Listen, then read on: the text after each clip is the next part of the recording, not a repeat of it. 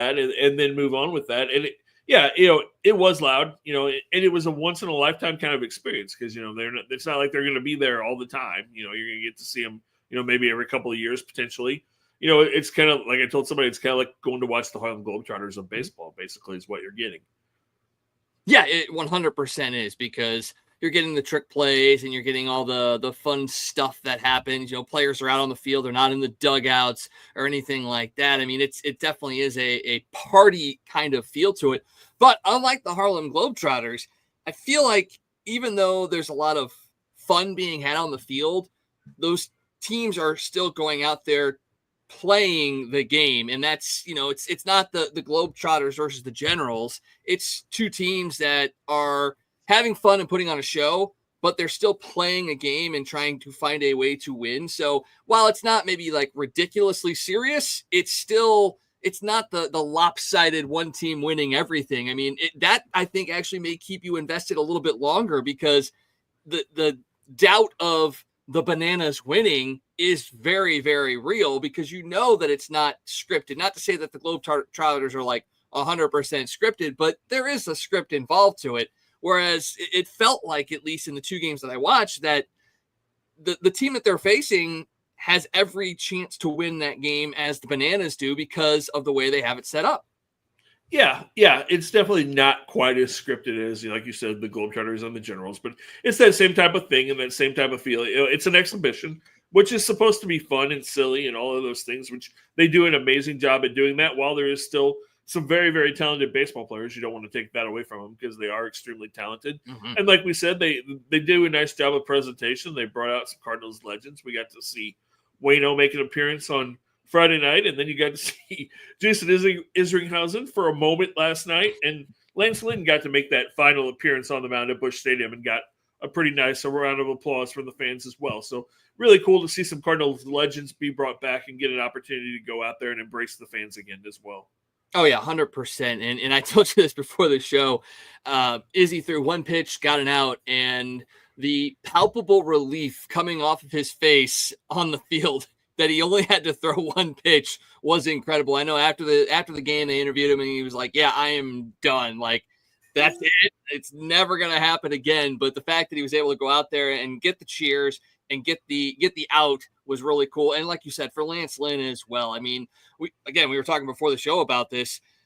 He is a very underrated Cardinals pitcher, at least statistically. Now, granted, he was never the absolute dominant ace of your staff, but you mentioned it to me. You look at the statistics for Cardinals pitchers in their history. He is in the top 10 in a lot of the categories. And that's something that surprised me. And I think surprises a lot of Cardinal fans that don't really dive into that kind of stuff.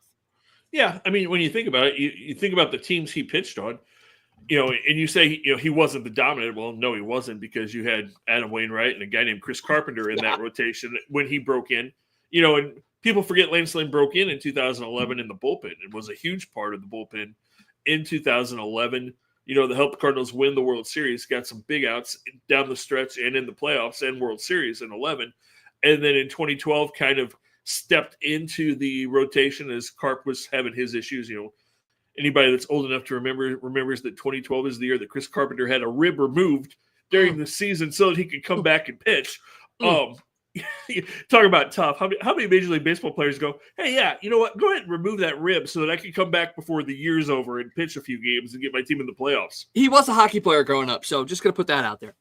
He was. There weren't too many tougher than Chris Carpenter, and there won't be another Carpenter probably again in our lifetime, honestly. But no, Lance grew up pitching with those two guys, and then kind of grew into that leadership role. And like we said, was part of that 11, 12, 13, 14, 15, those great runs of Cardinal teams that we remember. And so, he is in the top 10 in wins and strikeouts and earned run average and innings pitched, and quite a few statistics in Cardinals history that Lance Lynn is in the top 10. So he is definitely a Cardinal legend, and probably will have a red jacket at some point in time. That would be cool. Hopefully his beard continues to grow out, and he can have the Bruce Sutter type of beard when he gets his red jacket when that happens. Yep. And talking about Izzy, how crazy is it? And this makes me feel old. It's been almost 20 years since Jason Isringhausen retired. No, stop it. Stop it. Isn't that crazy to think about? It is, but again, having a chance to cover his daughter in her career at Tennessee Tech, it doesn't hit as hard for me because I've kind of been around watching that family grow up just a little bit while following her volleyball career, and it's still, thinking back, you go, that is a long freaking time. And just like Ozzy, when I got a chance to interview him a couple weeks ago, Isringhausen looks like he is in shape to pitch still. And granted, he's already said he's not doing it anymore. Ozzy's not playing anymore, but it is really cool to see that these guys are still in that mode of competing, even though they're not competing. I mean, Matt Holliday still looks like he could crush a ball 500 feet if he really, really wanted to. So, yeah, you think about it and you go, yeah, it's 20 years ago, but the fact that they're still looking like they do from 20 years ago is highly impressive. And it just, again, makes you happy to be a Cardinals fan. Absolutely. He's still very involved with the Cardinals organization. He's a minor league roving instructor for the pitchers in the minor leagues and is very involved and is around the club and the ballpark quite a bit, and could not be a better or more humble guy as a professional athlete than Jason Isringhausen. Just a really, really great guy. Yeah, he certainly is. And that's the MO for every former Cardinal. It seems like it doesn't matter how long they were here. And again, I say this all the time. St. Louis isn't the special place. They're not the only city that has great former athletes and all that kind of stuff, but it does just feel different here. And I know that's because we grew up here, we're used to it, but I still would put our level of athletic groupings against any other city, and they would probably come out on top as far as like favorite grouping of athletes across the entire country. Yeah, and Izzy's a local guy, grew up in Illinois, right across the river as a Cardinal fan, so it's kind of full circle for him too. So, he understands what being a Cardinal fan and Cardinal Nation's all about. Yeah, and it was really cool too with the Bananas that they had a local product on their team. Guy pitched down at SEMO, wanted to play at Busch Stadium growing up. He finally did get the chance to do that. So that was really, really cool. Getting to see stilts out there, that was a really unique thing. You see it on TV and you go, oh, okay, yeah, that's cool. But then you see it in person and you're like, oh, okay, I get it. And you were actually a lot closer because you were more so at field level. What was that like, seeing a guy on stilts, not only pitching from the mound, but also hitting at the plate? It's a very different experience. Let's just put it like that. Definitely a very different thing to see and experience. And then finally, kind of wrap it up real quick so we can get into talking about Major League Baseball. What was your experience down there with everything? I mean, you got to be in the heart of the fans down there at the field. Did you get a chance to interact with anybody that was a part of the Savannah Bananas group, whether it was cast, whether it was players or anything like that? And if you did, what did you come away from with that maybe can help excite even more people to move away from the, I guess, negativity of what they think this is about to what it actually is about and about growing the sport? Didn't really get a chance to interact with anybody. Just seeing the overall excitement of fans and people, just seeing the Bananas, people that were excited had been waiting, because this was supposed to happen in April, and then with the bad weather we had, it got delayed till July. So people have been anticipating this and waiting for this for months. And so to see the excitement that fans had and that people had just to experience it and see what it was all about was cool. And then, like you said, the best part was just the fact that kids were excited, and were enthralled in what was going on, and just the overall impact it had on the city itself, because it brought a ton of people back downtown, brought money back to businesses that have been kind of hurting because the Cardinals' attendance has been low this year, or lower than normal, we should say. So, just to have that atmosphere and have people everywhere, and the impact that it had on the city, just as far as fanfare and then economically, is a huge thing. Yeah, it brought in a ton downtown this weekend, and they're expanding their league by a couple of teams next year as well. So the likelihood that maybe we see them back in town soon is definitely very high. I mean, it's looking at the numbers and where they're going. I think St. Louis definitely drew some of the biggest, if not the biggest, crowds that they have ever had for their games as well. And I think that was to be expected. We know in this area that baseball, regardless of how people view the Cardinals ownership and how they're going about things right now, when it comes to just the entertainment of baseball, this is a hot spot for it, and people will spend their money and they will show their support for things like that. I think we saw that this weekend. Absolutely. Again, it just is a testament to the fact that this is the best baseball town in the country. And you can't just say the town because Cardinal fans, baseball fans come from all over the Midwest to St. Louis when there's big baseball events. So you got to give all of those fans a lot of credit. And I think you're right. I think they will come back. Although I think it would probably be better if it's not a yearly thing. I think if it happens every 3 or 4 years, I think you'll keep getting those huge crowds. If it becomes a thing where they're here every year, I think you would see the fans kind of dwindle a little bit because the novelty of it would wear off kind of quickly. So I think it's like a 3 or 4 year thing. But I think every 3 or 4 years you come back, you're going to see a full house every time. It's the McRib conundrum. You want a McRib because they're not available, but if they're available all the time, you wouldn't want to get it. So that's exactly what it is. I've still never had a McRib. Same. Never. I'm going to try and keep it that way. I don't eat well as it is. I'm still going to try and keep away from that. Yeah, it doesn't look appetizing when you see it. You're like, ooh, a McRib. And then you're like, really? That's what we're talking about right now? No, thanks. That being said, if McDonald's ever wants to sponsor, I will eat a McRib for a McDonald's sponsorship. I'm just saying, if they got money they want to spend, I'll sacrifice for the show. Yeah, absolutely. I mean, we'll take your money and talk about how wonderful the McRib really is if you want to come on. Sure. Oh boy. Well, we had a lot of fun at the Bananas this weekend. It was a lot of unique experiences, I think, for a lot of people. Let us know what your experiences were with your trip to the Bananas game, because there were 85,000 plus people down there checking out the games. We want to hear what you guys thought about the Savannah Bananas being in town and how it took your mind off of the absolutely disappointingly pathetic performance that we saw in Arizona this weekend by the Cardinals. And I say that in as much loving respect for the Cardinals as I can, because it was a tough weekend. It really was. I mean, we knew they were kind of limping into the All-Star break with some injuries, and the pitching staff hadn't kind of been where it was at earlier in the season. We thought, okay, go to the break, everybody kind of reset, you're hitting the road, maybe it's a chance for you to come together as a team and make the push, because you got the trade deadline coming up in a couple of weeks. This is your moment to say to Mozeliak and the ownership group that, hey, we're here. You buy for us, and we will make something happen.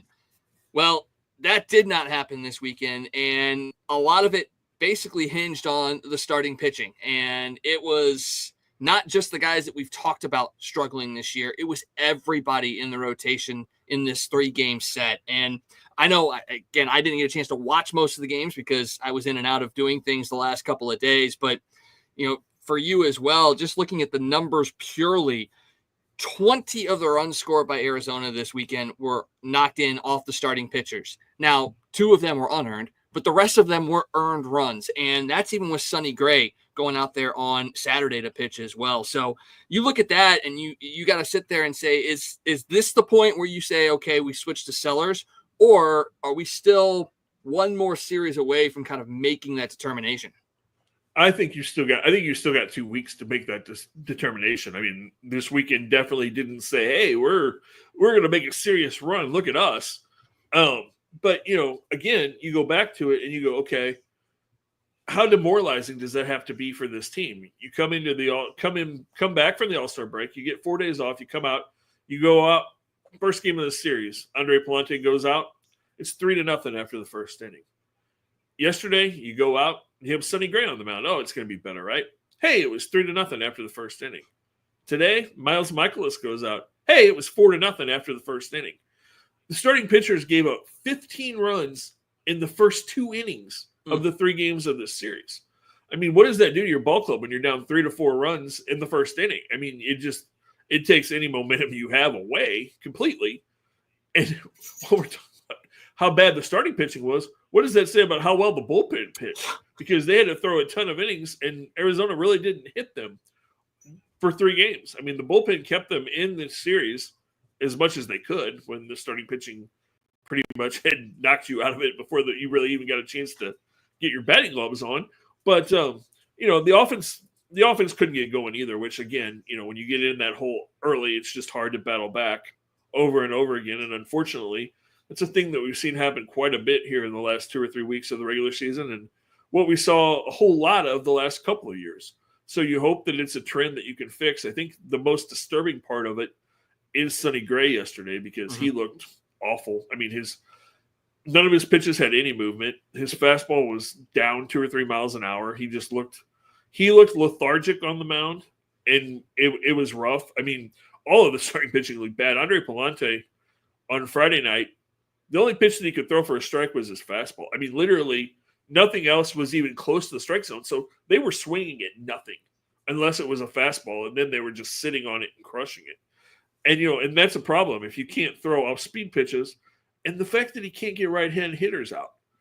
Right-hand hitters are slugging almost 500 off Andre Palante this year. That's not a good stat. And you look at his numbers, early in the season, he was getting a lot of ground balls. He's not getting very many ground balls now. Everybody's hitting line drives and crushing balls into the gaps, and he's not getting the ball down. Everything's up. And, it's frustrating. You look at him, and then you look at what Eric Fetty's done and what Miles Michaelis has done and what Matthew Liberatore has done the last 3 or 4 times he started. It's a disturbing trend, but it's a problem that happens when you have a rotation where you have really nobody that has the ability to strike anybody out. I mean, Sonny can strike people out. Liberatore can strike people out to a certain extent. But the other 3 guys are supposed to be control pitchers and get ground balls. I was at the ballpark the last homestand when Eric Fetty was pitching. And Fetty's strikeout to walk ratio was pretty much even at like 15%, which is bad. And then he'd thrown like 90-something innings, and he'd had 150 base runners in 90 innings. Ouch. Yeah, and Palante is almost at that stat. I mean, it's just 2 or 3 base runners every inning that he's hoped to get a ground ball or have somebody hit a ball right at somebody. And that luck's only going to last for so long. You have to have the ability to get some swing and miss. And I think they said Palante's last 2 starts, he's only had like 1 swing and miss on his fastball. Yeah, I mean, he only had 3 strikeouts in the game on Friday, and that's obviously, you're not going to have pitchers racking up 8, 9, 10 strikeouts every single game, but you got to be able to have swing and miss stuff. And I think we knew coming into the season that a guy like Miles Michaelis wasn't going to have that. And, he gave up, he struck out 3 today as well. He also gave up more runs than hits in this game. So that's a little bit of a misnomer as well. I mean, 4 hits and 5 earned runs. He had 2 walks. So you look at that and you go, okay, coming off of the dominating start he had last time out, you're thinking, okay, even if you give us half of what that was, you're going to have a relatively decent game on Sunday. But, you didn't get that either. And I think a lot of people looked at this series and were like, okay, yeah, this is a series we can win, forgetting that this Arizona team was in the World Series 2 years ago. And yes, they've had some changes, don't get me wrong, but they're a young team kind of back on the rise again. And they came out firing after this All-Star break, knowing that they have a chance to make a bit of a run here before the trade deadline. And maybe they are the ones that are making moves to improve themselves in a very tough NL West division. Don't get me wrong, but they're a team that could make some noise as well. And we saw it this weekend. Eugenio Suarez hit 4 home runs over the last 2 days. He had 2 home runs in each of the last 2 games. So he's starting to heat up. And now your pitchers for Arizona they're pitching the way that we hoped and expected possibly that our pitchers were going to be pitching. It's, maybe not overly dominant, but at the same time, they're getting outs when they need to get outs and not allowing base runners in a majority of the innings.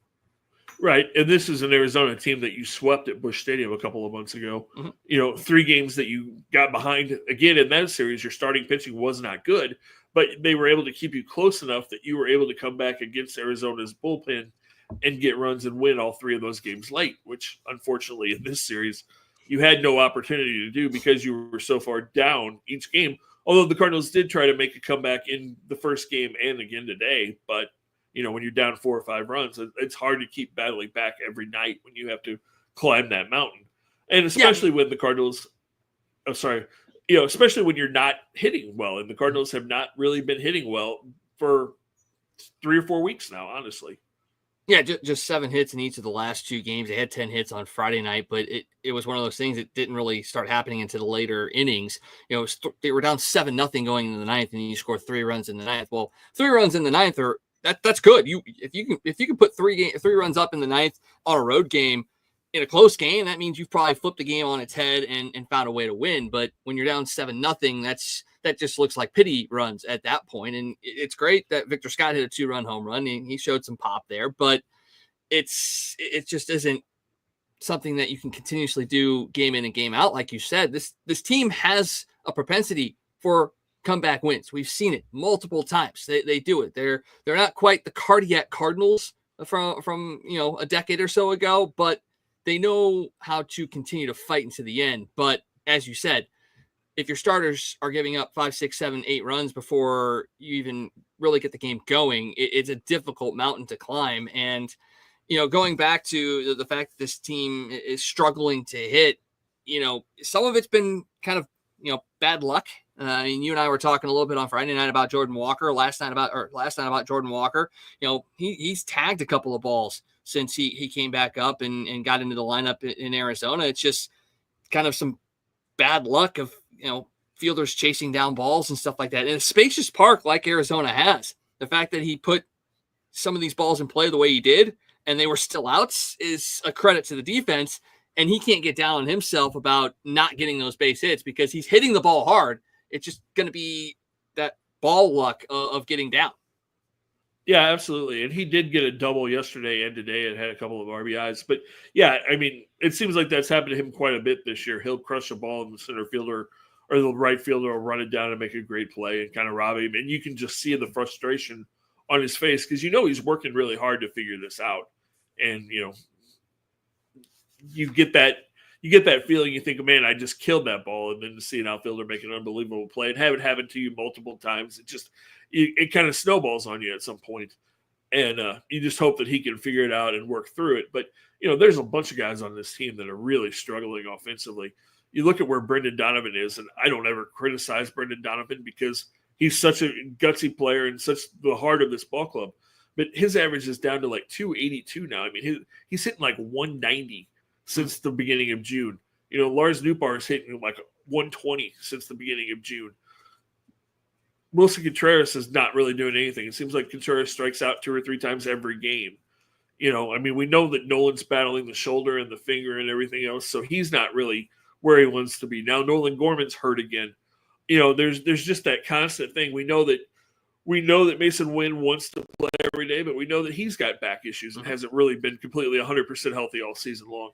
So there's just those nagging things that keep happening to this team. Ivan Herrera with his leg issues, which then makes you have to play your second string or your third string catcher every day. And, you have to give those guys credit because they've done a really good job, but they're second and third string catchers. When you have to have them out there hitting every day, that hurts your lineup. Victor Scott has done a really nice job. I mean, he's had his struggles, but he's still trying to figure it out. He's basically still a rookie. Mm-hmm. So, you've got these young guys still trying to figure it out. You're having guys go through slumps, and it just has all kind of happened at once. And we talked about it. When this offense was really rolling early in the season, it was when Lars Nootbaar was going and getting on base 2 or 3 times a game. Brendan Donovan was getting on base 2 or 3 times a game. And that really hasn't happened since the beginning of June. And we've seen this offense really kind of struggle since then. And it doesn't help that your bench is light in a sense. And, I don't want to take anything away from Jose Fermin because he is a guy, if you watch him in Memphis, he hits in Memphis. He's a contact hitter. He's not a power guy. Yes, he hit a home run in that Atlanta series that eventually helped win that game. But he is a guy that will make contact. But he's not a guy that you're going to put out there as a third game 9-inning guy to spell a second baseman or a third baseman. He's a defensive replacement in a lot of situations. Garrett Hampson, total defensive replacement. Thomas Saggese, he gets consistent playing time. He probably will hit very well at the major league level, but he's coming off the bench in a situation he's not used to at that major league level. So he's not in very good rhythm. You don't have a lot of guys on that bench that you feel comfortable giving a Donovan a day off, a Nootbaar a day off, a Scott a day off when they're not hurt. You just don't have that bat that can come in that can play the field as well. And that's the big thing that has hurt him. So now they're running the guys out there, they are injured. They're banged up. But because they don't have the viable replacement to come into that game, you have no ability to pull those guys out and give them that day of rest, because at this point you have to win as many games as you possibly can, because you've slipped a little bit in the standings. And that's why this trade deadline is very interesting as well, because you have to be looking at what you're going to do. Are you going to be going out and maybe bringing in a guy that can be that person, or are you looking to maybe move some guys and bring some of the kids up from the minors that can be like that can get out there into the field and play every couple days to spell those guys? I mean, that's what makes it so interesting. You just don't know. Yeah, it's going to be interesting. I mean, as bad as things have been the last week or so, they're still only 2.5 games out of the wild card spot. So they're still right there. You just have to figure it out the next couple of days. You hope you go to Colorado and can get kind of healthy against the Rockies in this next series. If they go to Colorado and struggle and they would lose that series, then I think you're definitely in sell mode at the trade deadline. Although, as we've talked about off air, I'm not really sure what you have that you can really sell, because there's not really a whole lot there that you can move, because the guys that you might like to move all have no trade clauses and you can't move them. So basically the thing that you have to move is Eric Fetty, who, you're not getting anything for Eric Fetty. Somebody may take his salary. Maybe you get a low-level minor leaguer, but that's about it. And then other than that, I mean, yeah, you could possibly move Ryan Helsley. There's pros and cons to that in a lot of different ways. And you and I kind of talked about this. One of the things that worries me about if you decide to trade Ryan Helsley is that he's a rental, which, that kind of lowers what you're going to get in return for him. Plus the fact that you've got like 4 other teams that have already said their closers are going to be available. So then you're going to have teams buying low, because they're going to be like, hey, we're not going to give you that because the Red Sox are trying to move their guy. The Pirates are trying to move their guy. The Braves are trying to move their guy. We'll just talk to them. So you're competing against other teams to try to move your closer. Plus, Helsley he's been good this year, don't get me wrong, but he's not had the dominant season that he had last year, which, we know that's just part of being a relief pitcher. You're going to have a really, really good year, and then you're going to have a year that's not quite as good, and then next year you'll probably be unhittable again. I mean, that's just the life of a relief pitcher. But, I mean, he's still on pace to have 35, 36 saves and have a 3-point-something ERA. So, I mean, he's still one of the top closers in baseball. I'm not saying that. It's just he's not the lights-out guy that he was last season. The other thing with Helsley, if you move him, especially if you don't get a whole lot for him, that just pushes your window to compete back even farther, because you've gotten rid of an elite closer and you don't have a guy necessarily that you're looking at going, okay, there's the next guy that can come in and fill that spot.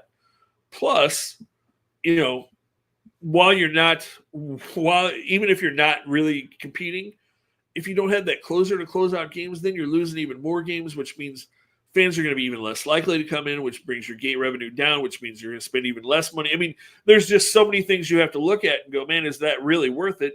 Plus the fact that we know that Ryan Helsley wants to stay in St. Louis. Yeah. He's made it very, very clear that he wants to stay. He wants to sign an extension. So is Ryan Helsley possibly willing to sign a team-friendly deal? I mean, it's not going to be the hometown discounts that we saw guys take in the early 2000s, probably. But maybe Helsley takes a little bit less because he's comfortable here. His family's here. He's close to where he grew up in Oklahoma. His family can get here easily, his mom and dad, friends, and everything. And if you ever go to the ballpark and stay after a ball game, Ryan Helsley has tons of friends and family at pretty much every ballpark, every ball game. So all of those things go into consideration. And plus, he's a hell of a nice guy. I'd love to see Ryan stay, because I spent a lot of time with Ryan Helsley. He's another one of those guys that you just really root for and really like, because he's just so down to earth. But it's all of those things you have to take into consideration, when you're talking about what you're going to do at the trade deadline.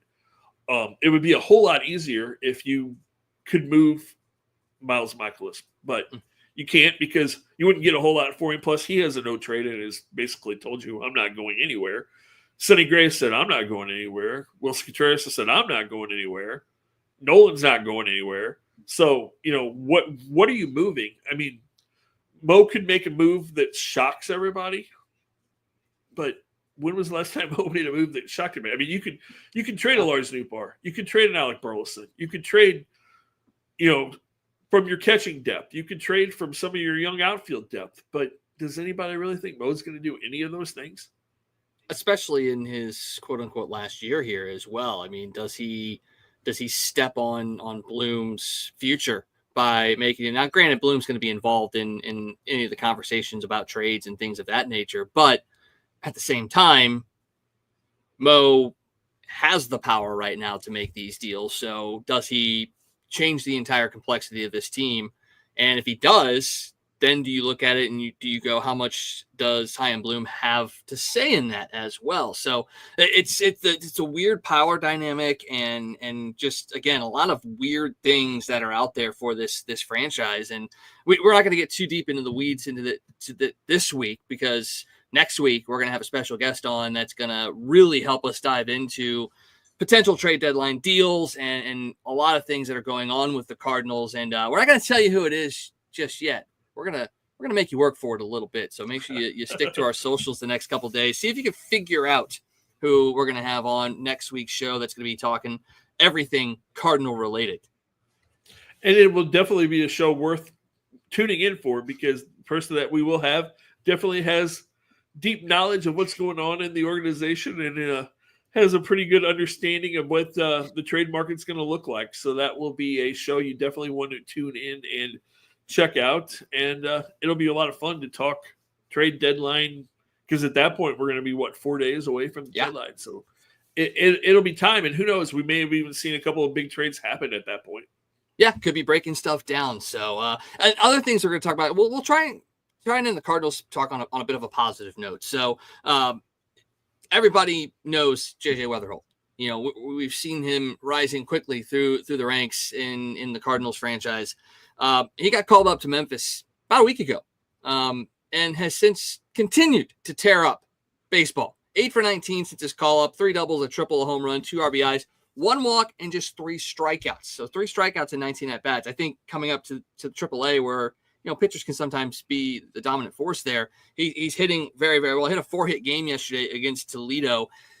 And the question now is becoming, I know we've talked a little bit about the fact that there's not a lot of playing time for him at the major league level right now with who's on the team, especially because a guy like Sajacy isn't getting a whole lot of playing time right now. And, there's a certain guy blocking him at that position. But it's starting to become more and more real that he's going to be up here at some point. The real question now is not if, but when. When is JJ Weatherholt going to make his Cardinal debut? And if he does, is it a short stint and back down? Or if he's up here, is he up here for good? I think if JJ Weatherholt's up here, he's up here for good. I don't think he's going to go back down. We heard when the Cardinals drafted him that he might have been the most pure hitter in the draft last year, that they might have gotten an absolute steal with him falling to the Cardinals because he had a calf injury last year that kind of took away part of his college season. He's kind of proven that. He proved it last year when he got drafted and went straight to the minors and started hitting last year, and he hasn't stopped anywhere that he's been. I think that is the wild card potentially in this whole trade deadline discussion is, do you move somebody to clear a spot for JJ Weatherholt? And I think the question is, where is JJ Weatherholt playing when he gets up here? Mm-hmm. Is he your shortstop? Is he your second baseman? Is he playing third base? Is he playing the outfield, which he's done a little bit in the minor leagues? Where do you put him?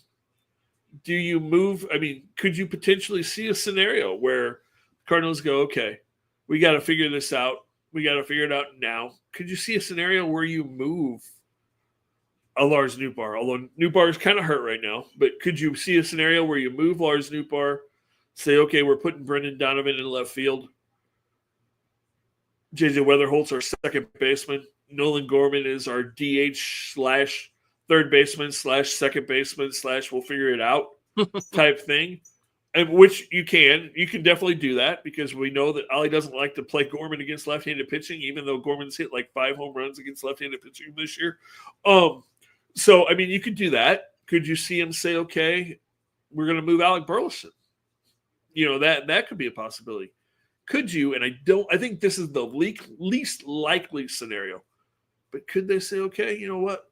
We've tried this. It's just not working here. Maybe he needs to go. Could they move Jordan Walker? Yeah. Or, and this is going to sound crazy coming out of my mouth, but do you look at it and go, okay, JJ Weatherholt is a shortstop. We've got another shortstop in the minor leagues. Mason Wynn, see you later. Ooh, that felt wrong coming out of your mouth, didn't it? It did, but in a way, I can kind of almost see it. Yeah. I mean, if you want to talk about a shock move, that would probably be the most shocking move that this team could make at the deadline, because it would signify. See, that's the thing that makes me say it's not going to happen, is the fact that this team had multiple opportunities in the offseason to go full rebuild mode and didn't. And that, to me, and I say this even though I know Mason Wynn is still a young player as well, that to me would signal we're going through a full rebuild, and I don't see them doing that middle of the season, especially knowing that they have so many veterans on this team that they could have either not signed or dealt in the offseason to go full rebuild. And I'm never going to say it's out of the realm of possibility. It would definitely be a shock to me to see that happen, but crazier things have happened. And if Weatherholt is the real deal, you've got to find a spot to play him. And if his position is blocked by somebody and you get a heck of a deal, okay. I mean, you can't shut the door on any possibility, but you got to be thinking really long and really hard about a deal that involves Mason Wynn. I would. Yeah, absolutely. I love Mason Wynn. I'm not saying that. But, I mean, it's just something you got to look at. I mean, you look around and go, okay, where do they rebuild this thing? Because, again, you have all these guys that Mo gave no trade clauses to that you can't move, and you've got to figure it out. Plus, I mean, at some point, we've got to go, okay, we got 6 guys trying to play the outfield. We've got 5 guys trying to play the same position on the infield. You've got to clear this out and clear a path for some people. Again, we saw, and I know that his back issues are kind of a little bit worrisome, but we saw what happened when Nolan Gorman plays every day. When Nolan Gorman plays every day, he hits. He's going to strike out more than some people like, but he's also got the threat of hitting a couple of home runs every day or hitting a double, or, he is that power threat. He is the one guy that you have on this team that you can look at that if he played 160 games has the potential to hit 40 home runs. That is his skill set. He can do that, and he's playing pretty good defense. Wherever you put him, whether you put him at second, whether you put him at third, he's proven that he can play defensively there. So you've got to decide: is that the guy that we want to build around? You've got to decide what are we doing with Alec Burleson, because here's another thing: Ivan Herrera. There's no question that Ivan Herrera can hit. And I by no means want to see Ivan Herrera moved out of the Cardinal organization. But you have to make a decision, because if you've decided that he's not going to catch pretty much the rest of this year because of his leg issues, and he's not a very good catcher anyway, so your 2 positions that you're thinking you're going to put him, or as your DH or as an outfielder. Okay, great. Well, now what have you done? Now you have Alec Burleson and Nolan Gorman and Ivan Herrera that you've got as your DH possibilities, which, who are you not giving at bats to every day? And then if you put him in the outfield, what are you doing there? Because you've got Donovan and you've got Nootbaar and you've got Scott and you've got Walker. And again, you've got Burleson. And hey, look, Chase Davis and Matt Perniak and 2 or 3 other guys in the minor leagues are ready to come up. At some point you've got to start figuring this out and weeding some of these positions out and deciding what your roster is actually going to look like. Yeah, there's a ton of questions, and I think we're going to find out at the deadline. I think we're going to find the answers to a couple of those in a couple of weeks when the deadline comes and goes, because whether it's young guys getting moved out for a potential name or veterans getting moved out to create space, I think you're going to see some of that. So definitely something we're going to be talking about next week with our special guest, and maybe we'll get some answers before then. Maybe we'll get some answers on Sunday, because this person is definitely embedded in with the Cardinals and can probably give us some good information. Let's touch on the Royals real quick as well before we move on away from baseball. They were in Miami this weekend. They lost first 2 games and then were able to win today 7-4. That keeps them within somewhat striking distance of the AL wildcard spots. They're 5.5 games back at that point, 48-52. Detroit's just running away with the Central. I mean, I don't think anybody's catching them there. So it's wild card or bust for the Royals. They made a move last week to bring in Adam Frazier, getting him back in the organization, which I think that's a pretty good indication that they are going to try and make a bit of a push for a playoff spot. They've got the young kids that are still playing decently well, and they've got the veteran leadership. Their pitching staff, for the most part, has been pretty solid as well. I mean, Lugo kind of got a little lit up on Friday night, but his team helped pick him back up. They were down 5-0 and came back and tied it in the ninth. They hit Sandy Alcantara decently well. He gave up just 4 runs in that one. So if you're looking at a potential trade candidate for the Cardinals, had a decent outing against the Royals. But they ended up falling in extras in that one. And then, again, having to come back in game 2 and falling in the 8th inning there as they gave up a couple runs there. Michael Wacha pitched pretty well for Kansas City in that one. And then today had a pretty good start from Bubic as well. And their offense put together a couple of big innings. So you look at the Royals, and they're going into Chicago to play the Cubs, which, come on, neighbors, help us out a little bit here if you could. But you look at them, and they're under 500, unlike the Cardinals, who are over 500. But it almost feels like Kansas City is trending more up than down versus the Cardinals. And that's in a very tough AL Central division as well. Yeah, the difference between the two teams, where the Cardinals are struggling with their pitching, the Royals' biggest problem all season has been that they can't hit. So much so that they rushed their number 1 pick from last year up here, hoping that, and he did finally hit his first home run the other day. He made his major league debut in St. Louis last month. But, we saw Jack finally get his first home run, so that was big for them. But they need a big bat in Kansas City. They've got Bobby Witt, and they've got Vinny Pasquantino at first base, and their hope Jack can figure it out in the outfield. But they need another established bat. That's what they're really going to look for at the trade deadline, because, Salvi's still there, but he's not the Salvador Perez of a few years ago. He's starting to slow down. So they need to find, especially an outfield bat, because that's where their offense is really struggling. So I think you're going to see the Royals try to figure out a bat from the outfield. And, yeah, I see that look on your face. There's nobody on the Cardinals that's going to fix their outfield. Could you see an interstate trade? Yeah, no, I don't see that happening.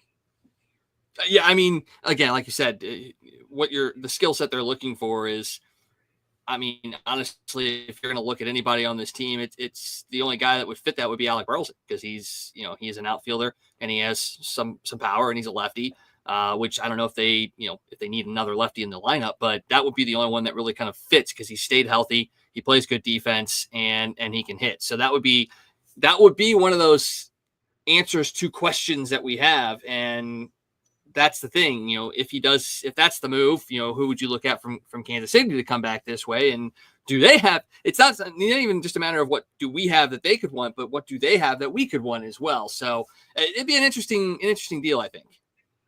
Yeah. I mean, you would have to look and see what kind of pitching prospects they have in their minor league system that are close that you might be interested in. That would be a move. Another guy that, again, trying to get off the Cardinals here, but another guy that could potentially, a lot of the teams surprisingly would be interested in, is if you dangled, even though he can't stay healthy. A lot of teams are fascinated with Lars Nootbaar because of the fact that he does have the ability to hit a home run. He does play good defense, and he draws walks. I mean, he's going to hit 220 or 230, but he will get on base, and he does have occasional power, and he plays some pretty good defense. So Nootbaar is a guy that some teams would be interested in if the Cardinals dangled him out there. Yeah, no, I kind of got one of those that feeling of he's kind of like the Tommy Edman of this year, where, I mean, Edman was more healthy than Nootbaar for sure, but he's one of those guys that teams look at and they go, we can overlook some of this injury stuff, because when he's in the lineup, he's a guy that can boom hit things far. So yeah, I could see that being the case. And as crazy as I think this is, I mean, don't look past the Dodgers being a team that could look for a Lars Nootbaar trade. I mean, it's something that's possible for them. It is. I mean, if there's a team in that, again, trying to get off the baseball thing, and we'll talk about this a lot tomorrow, but if there was a trade that could happen that could clear up a whole lot for the Cardinals, The Dodgers are in need of a third baseman. The Nolan Arenado to the Dodgers thing, and you could possibly make a package deal with Nolan Arenado and Lars Nootbaar to the Dodgers for a couple of their young pitching prospects, or a couple of the guys that have been up and down with the Dodgers. And, that clears a whole lot of space out for the Cardinals, brings in some new blood, and, maybe that's something that they look at. We'll just have to wait and see.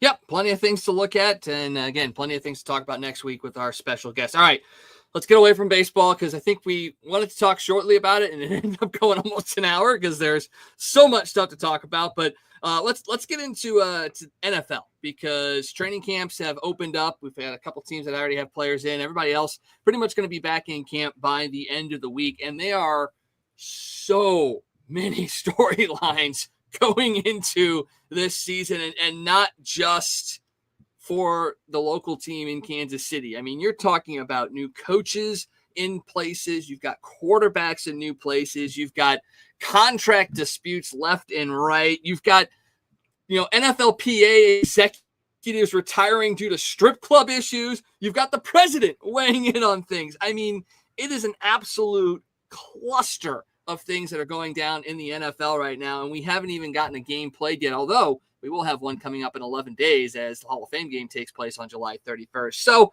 I guess let's start at the top. Let's start with the head coaches that are in new places this year. You got some old faces in new places. You got some up and coming coaches in unique positions, but I'll run down the list real quick. You got Mike Vrabel in New England.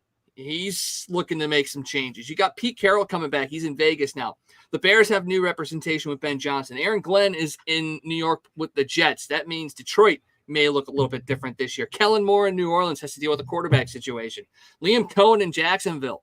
Didn't even know who this guy was, and now he's an NFL head coach. And then Brian Schottenheimer in Dallas, and we know how you feel about Dallas. But you look at those new head coaches, and every one of those teams has a different struggle that they have to get corrected going into this year.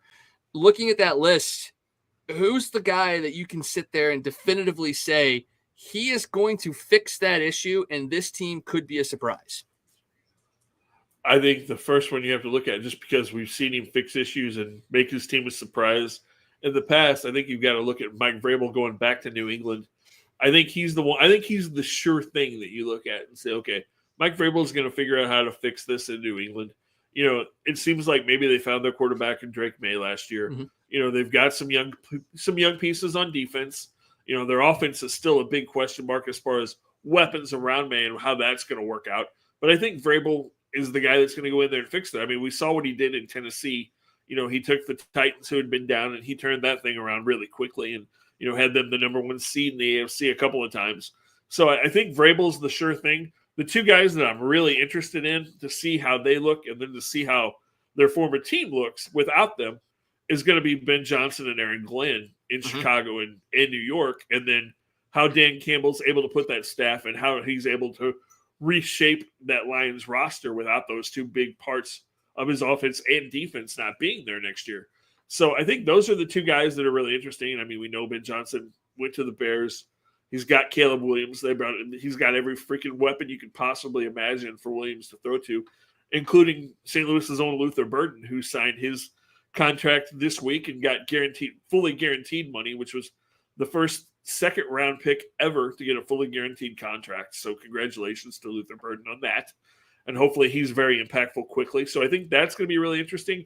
And then the Aaron Glenn with the Jets, I think, is going to be really fun to see how he makes that Jets team work, because we know, a couple of years ago, the calling card with the Jets was their defense. Mm-hmm. It looked like they really had things figured out with that defense in New York. Then the Aaron Rodgers thing happened. Their head coach got fired. It all kind of fell apart. Their defense kind of went away because their head coach had been a defensive mind. Now he's gone, and we saw that with Robert Saleh how that all fell apart. So for Aaron Glenn to go back there with the weapons they have defensively, to see how quickly he can rebuild that Jets defense.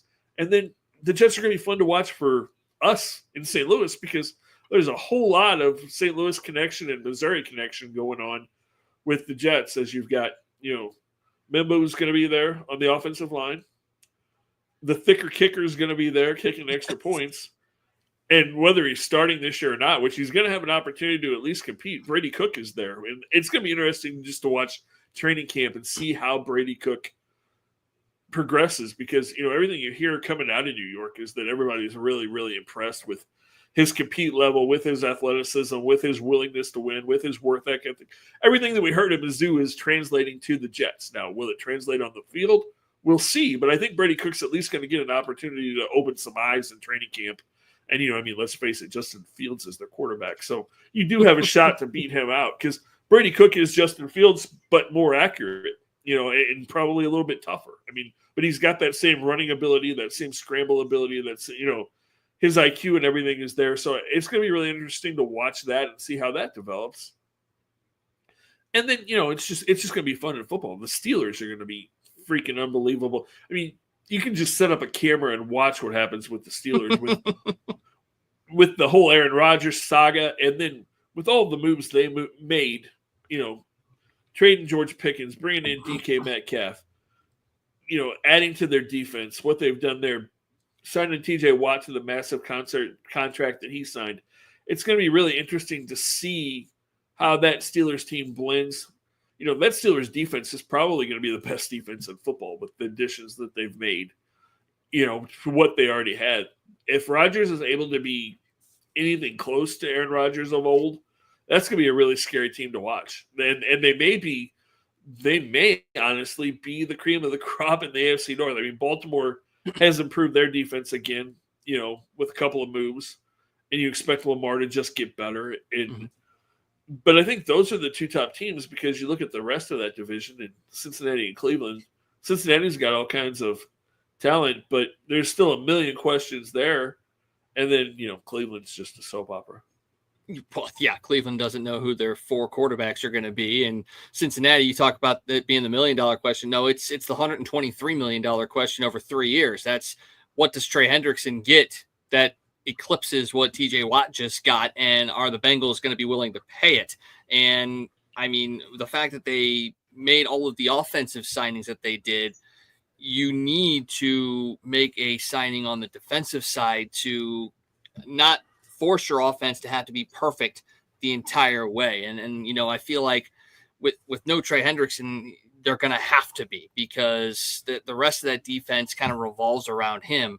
And if he's not there creating havoc, then I don't know what kind of defense they're going to be able to put out there. And that means you're going to have Joe Burrow going back there throwing 50, 60 times a game. And granted, he's a good quarterback. He's got great weapons that can catch the ball. But if he has to drop back that many times, he's going to get blown up and then run the risk of being like Carson Palmer and getting injured and maybe missing a season or two and never coming back quite the same way that he was at. Well, and we've already kind of seen that. I mean, Joe Burrow's gotten hurt 2 seasons already, you know, and has had to run for his life his whole career. And then you invest all that money in him and your 2 wide receivers, and you have no offensive line. And then I don't know if you saw it, but their number 1 draft pick, who they drafted to help their defense, has decided, yeah, no, I don't want to be in Cincinnati, and has left and is trying to get himself eligible to be back in the draft next year. So that's not going to be good. You know, they've got to find a way to figure out a deal with Trey Hendrickson. I don't think he gets more money than TJ Watt, just because he's a little bit older, been in the league a little bit longer. So I don't think he's going to get the money that Watt got, but I think you've got to figure out a way to make him the 3rd or 4th highest paid defensive player in the league. You know, kind of put him in that range, because I mean, he led the league in sacks last year. Yeah, he's a dominant player, and he's the only dominant player you have on that side of the ball. So you got to figure out a way to get that done. And just to kind of clarify a little bit on that first round pick thing with Shamar Stewart, it's not about the money, because we know that, you know, a handful of years back they kind of made the decision on rookie contracts being on a sliding scale. It's more about contract language, about being able to void his contract if certain things were to take place. So that's more so along the lines of what he is upset about and why he is trying to get back into, you know, getting the waiver, going back to college and what have you. But at the same time, the fact that you're having a contract dispute with a rookie over language in the contract, that does not sound good at all, because essentially you're saying, we valued this guy so high that we took him in the first round, but we're so worried about him outside of football that we're going to try and write into his contract that we can void it if X, Y, and Z happen in this time frame. I mean, that's a very questionable, front office decision. If he has first round talent, but you very much question his character, that you want to make sure you can void his contract if something were to happen. Yeah, it's very much a Bengals move. Anybody remember Adam Pac-Man Jones? Yep. And there's been more than that. It's not just it's a typical Bengals ownership mess, which the Bengals have been really, really good at for the last 25 or 30 years. Yes, that's very, very true. And we'll see how it goes. And that's not the only, again, question mark or storyline that is in the NFL, because, we got to go back. We've already talked about Aaron Rodgers as, the Steelers starting quarterback, but I mean, you've got what, 1, 2, 3, 4, 5, 6, 7, 8, 9 potential new starting quarterbacks on new teams this year. So there's a lot of things being thrown around there. I mean, Geno Smith is in Vegas now. Sam Darnold went to Seattle. You've got the Browns quarterback mess. You got the Russell Wilson, Jameis Winston experiment in New York with the Giants, plus Jackson Dart's hanging around there as well. Justin Fields, you've already mentioned, with the Jets.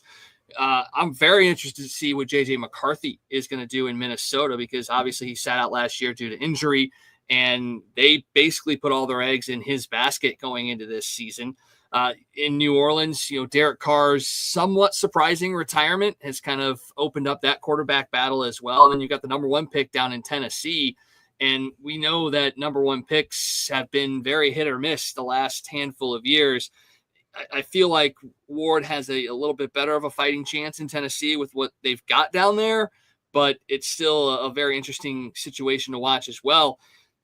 You look at all of that, and it's a whole lot of veterans in new places, and it's somewhat a little scary considering, who's where, that we may see a bit of a down year in a good handful of, cities that are used to having perennial playoff contenders. Yeah, I mean, it's definitely going to be interesting to see how certain things work out. I'm really curious to see what Geno Smith does with the Raiders, and the Sam Darnold thing in Seattle, because they kind of revamped that whole thing when they brought him in. All the weapons that were there. Yeah, we're going to bring you in, and then everybody that we had here is going to be gone. So it's going to be all new for you to figure out, and we have no idea what to expect. So that's going to be really interesting. I'm interested to see how the thing in New Orleans goes, because they just gave their quarterback, who again was the second round pick ever, to sign a fully guaranteed contract. That happened yesterday. So, and they're apparently really in love with him down there. So we'll see how that plays out. He doesn't have a whole lot of weapons to work with. I mean, Alvin Kamara is still there, but Kamara is not the same Alvin Kamara that he was a couple of years ago. Just injuries and stuff have kind of beaten him up. But we've talked about this with the Saints. We talked about this a few weeks ago with the Cowboys and the Saints. Could one of those two teams or both of those teams potentially be kind of trying to tank because, that kid that is probably going to be the number 1 pick in the draft next year, that next Manning kid's got some ties to New Orleans. So I think the Saints may be looking at that going, that could be our next franchise quarterback. Grandpa Archie did pretty well. Let's see what young Arch does in New Orleans. Yeah, and I think you're right on. When we were talking about Dallas a couple of weeks ago, same situation. I mean, they're not America's team anymore, and they need something. At least Jerry needs something to bring that back. And if it's not bringing in Dion to be your head coach, the next best thing would be to bring in Arch Manning. That name and that presence and that reach would be exactly what you would want. But you look at the situation with Micah Parsons right now, and if you're Arch Manning, why would you want to even go there? I mean, yes, Dallas, big football town. It's a big marquee place to play. But at the same time, you look at the kind of mess that they have in certain situations. And if you're really wanting to, grow your brand, and that's what young football players, young athletes are about now, is the brand of their name. I don't know if you want to associate yourself with a place like Dallas, and New Orleans is probably a very, good looking destination for him. But at the same time, if Dallas has the number 1 pick, do you do what Eli does and go, I want to play there, trade me? I don't think he would, though. I think because, again, there's not while we talk about them not being America's team, you know that everybody's going to go, okay, you're Arch Manning. You go to the Cowboys. All of a sudden, that star's a whole lot brighter. And then you're looking at it and going, okay, you're Arch Manning and you have CeeDee Lamb and George Pickens to throw to. Those are some pretty good weapons. We'll see what happens with Mike Parsons. Here's a perfect example of why the Cowboys are the Cowboys and why Jerry's a mess. So the last time the Cowboys were really good, they had a really good running back. Zeke was in his prime and Dak didn't have to do a whole lot. Zeke ran the ball and Dak threw a little bit and they got to the playoffs and they did okay until Dak threw the ball in the playoffs and then he threw some interceptions and you lost. And it's kind of gone downhill since you haven't had a solid running back. Then you didn't want to give Derrick Henry any money last year. Thought, we'll just bring Zeke back and see if that works. That didn't work. You were awful. So you needed a running back this year. So you had chances to draft a couple. Decided not to do that. Decided to take a kid that's undersized and fast from Texas in the 5th round. Said, okay, we can use him. He's going to be our starting back because he's really fast and he can catch the ball. Well, guess what? They're not even in training camp yet. And people around the Cowboys are saying that he's lazy and has no interest in really playing football. And they're not even sure if he's going to make the roster coming out of camp, that he may be on the practice squad. So the Cowboys have no running back potentially again. And it's going to be Dak back there throwing the ball 65 times a game. That works out really well. Usually not. Yeah, no. Not at all. And you're not going to think that George Pickens is going to get mad that half those balls aren't going to him as well. Right? Yeah, no, him. There was a picture. We've talked about this. I don't know if we talked about it on the show, but there was a post that somebody put on Facebook the other day of CeeDee Lamb and George Pickens and said, "Who's going to stop this combo?" And my comment was Dak Prescott. Yes, yeah. You said that to me. That's exactly what you said. It's true. It really, really is. And again, you guys, everybody's got to remember, we don't attack players personally. It's more about the athletic ability. So, take that with the grain of salt that it is. But, Dak is not the quarterback that needs to lead that team that's being put in that high profile position. He was at Mississippi State. Not saying there's anything wrong with Mississippi State, but that's not a perennial SEC powerhouse. And now you've put him in charge of what was America's preeminent franchise. And he hasn't been able to live up to the expectations that were heaped upon him. And that's even giving him, star receivers. And, they got a couple of tight ends down there that are going to be pretty good as they grow into their careers. But if you don't have somebody that's a running back, he's a game manager. That's what he is. He's a game manager. And if you put him into the role of slinging the ball all across the field, he's going to struggle. You put it out perfectly. When he had a running back to vary the offense, he was good. He did what he needed to do. He made the throws he needed to make, and then he let everything else work itself out. We've seen without the running back what he is. And if Dallas wants to get back to where they are at with Dak Prescott as the quarterback, they have to invest in a running back, and they've proven that they can't or don't want to do that. Yeah. And I'm not going to take anything away from Dak. Dak is a perfectly capable NFL quarterback. He can put up huge numbers. He's a great regular season quarterback. You put him in a big game, in a big moment, he's going to make a mistake because he's either going to try to do too much or he can't read the field properly. But when he gets in those big moments, those critical moments that superstar quarterbacks step up, he doesn't, and he makes a mistake. And the biggest problem for Dak is that he's being paid like Patrick Mahomes and Josh Allen and Lamar Jackson, and he's not any of those guys. He's a really good quarterback, but he's not a quarterback that I think is ever going to win a Super Bowl by himself. He may win one with a really good supporting cast, but he's not going to be the guy that puts you over the top. Yeah, Rex Grossman got the Bears to a Super Bowl, so I guess anybody can get a team to a Super Bowl. So, you got to have the right players around you. But I think you kind of hit on the point there that he's not a superstar. If every quarterback in the league was a superstar, they would just be quarterbacks. But you're only going to have a good 2-3 guys in the league that are able to rise to that level. And right now, there are a handful of guys that are much better than him that can produce in the playoffs, and we've seen it. I mean, we had questions about Lamar in the playoffs, but he's gotten to the point where he's answered a lot of those questions. You see Patrick Mahomes, you see Josh Allen, you see those guys that are doing it. I mean, Matthew Stafford is a guy.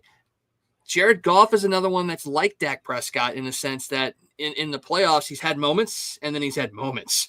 But he's a guy that has started to answer some of those questions as well. It feels like Dak has, at the beginning of his career, again, when he had a running back, he was able to check some of those boxes off. But now it almost feels like he's failing to answer those questions instead of answering a couple more each and every year. And again, you're paying him like a superstar quarterback, and you're not getting the return on the value. And you're going to have to make a decision here real soon. And I think that goes just back to your point.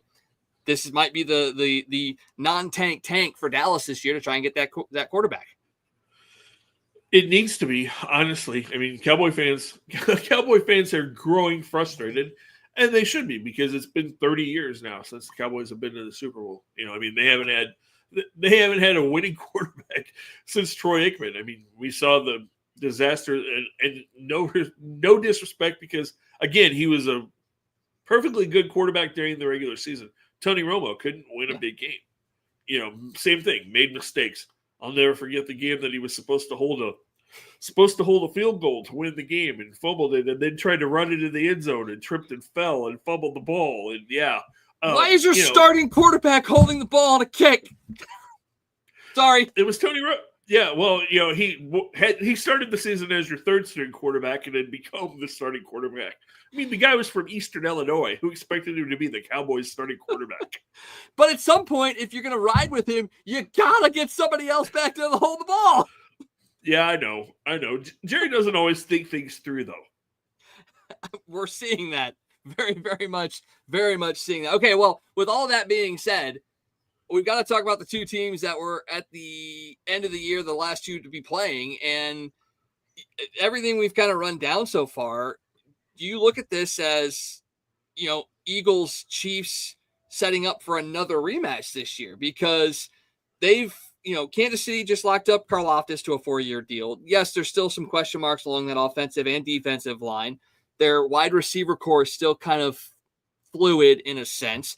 The Eagles, I feel like, haven't gotten worse. They're basically status quo, and I think they're a really, really good team.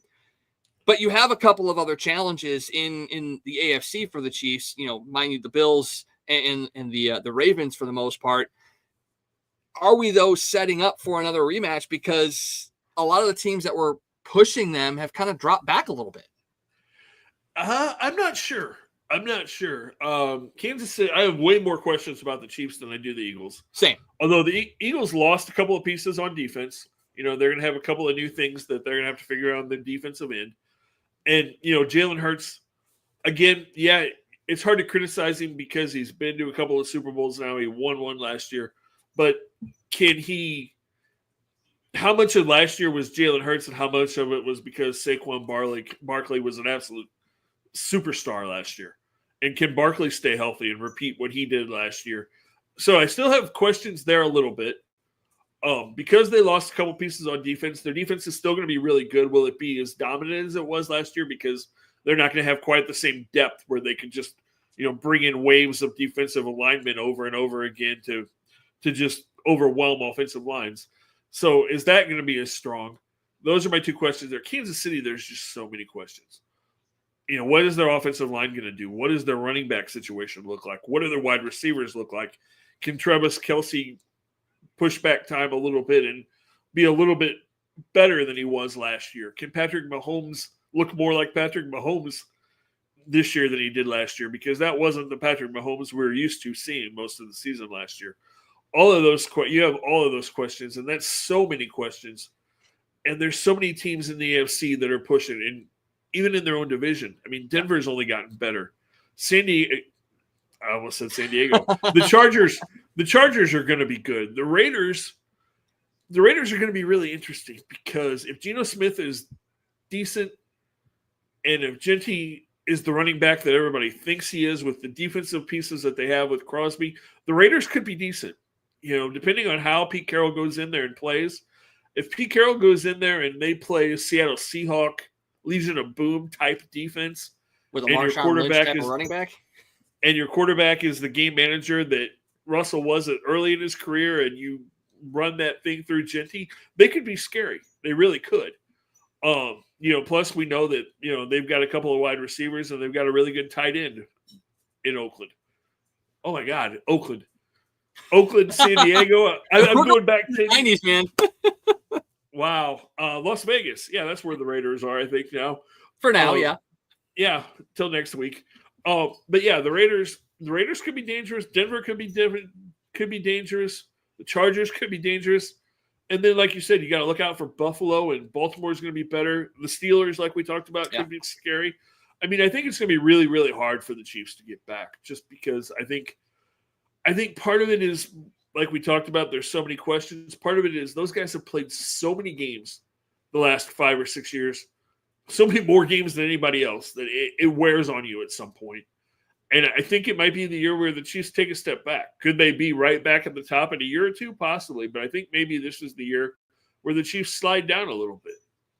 And that's not going to be a bad thing either. I mean, Chiefs fans are starting to become like Cardinals fans in a sense where you're expecting championship or it's a lost season. But at the same time, you have to recognize the fact that it's not something you can realistically do year in and year out. The fact that they've been in as many Super Bowls the last handful of years that they've been in is incredible because it is so tough. I mean, even during the New England dynasty, they missed a year or two here where they didn't make it to the Super Bowl. So like, it's not going to be an every year thing. The fact that you've been in it for so many, that's just a very much bit of luck in a sense. And we've seen, and I think everybody is on the same page here, that the guy that they are scared of the most is Josh Allen in Buffalo because of the shootouts that they have had with Kansas City. I mean, those games could have gone either way the last couple of times that they've played. And Josh Allen is only getting more and more confident.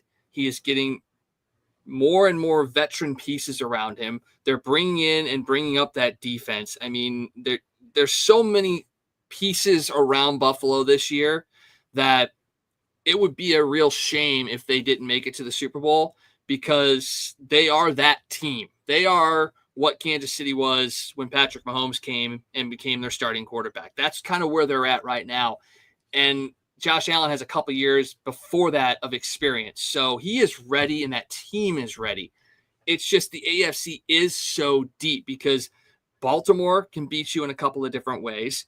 So you look at it and you go, you almost have to manage your regular season to try to set yourself up against a team that you feel you can beat. And that's a tough thing to do because you cannot predict or play out games to go your way every week. We've seen crazy upsets left and right. So, if you're Buffalo and you're like, man, we want to line up and we want to play against Denver. Well, you can't put yourself in a position to make that happen because if you do, you're going to go out there and you're going to lose the game that you expect to win. And all of a sudden everything goes out the window. And then maybe you have to try to push a little bit harder against somebody else and you lose that game because you make a mistake. And then all of a sudden you're playing Baltimore in the first round and you're bounced. So, I mean, the AFC is deep and it's not a foregone conclusion that Kansas City or even Buffalo is coming out of that. And that's what's going to make it so exciting because there are so many teams that can make it to the Super Bowl this year out of the AFC. Oh, absolutely. And, we talked about Baltimore, and I think that's going to be the really interesting thing is can Lamar finally make that next jump to win the big playoff game? Mm-hmm. And I think the biggest question that you're going to watch with the Ravens, and I love this guy. The guy's just an absolute monster and a freak of nature, but how long can King Henry hold up? I mean, the amount of abuse, the way that guy runs, as physical as he is, and he's not a kid anymore. He's pushing that 30-year-old age range where we see running backs fall off a cliff. And as big of a monster and as a freak of a nature as he is, can he keep it going for a couple of more years and finally get them over the hump. Because if he is what he's been, and I mean, my God, the guy's, He won like me I some said, fantasy games he's a last year. freak of nature. He really is. To be that big and to have the speed and the power and everything that he has. If he keeps going, you almost have to root for Baltimore because he deserves a Super Bowl because he's been so dominant for so long and has gotten so close and hasn't gotten there.